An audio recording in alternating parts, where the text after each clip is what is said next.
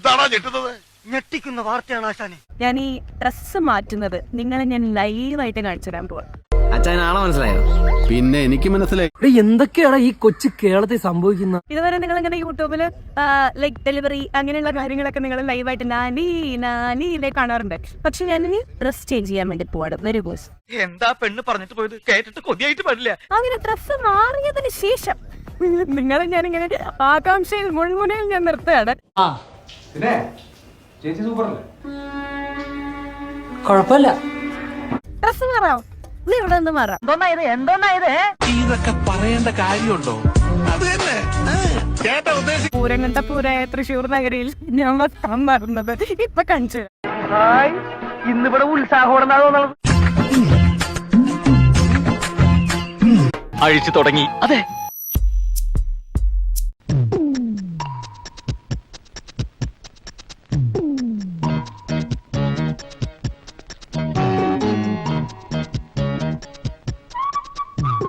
ഒരു ചെറിയ ചമ്മൽ ഉണ്ടോന്ന് എനിക്കൊരു ഡൗട്ട് ഉണ്ട്. പക്ഷെ ഇത് കഴിയുമ്പോ എല്ലാരും കിട്ടുന്നു.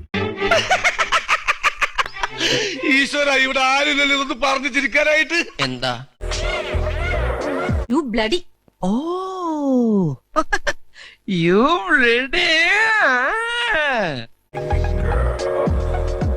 ഉണ്ടായിരുന്നാൽ എന്താ സംഭവിക്കാന്നറിയോ? ആ എണ്ണം കേട്ട നായിന്റെ മോന്റെ ദൃഷ്ടി പതിഞ്ഞാ മതി, പിഴച്ചു എന്ന് കരുതുന്ന നാട്ടുകാര്. Ready.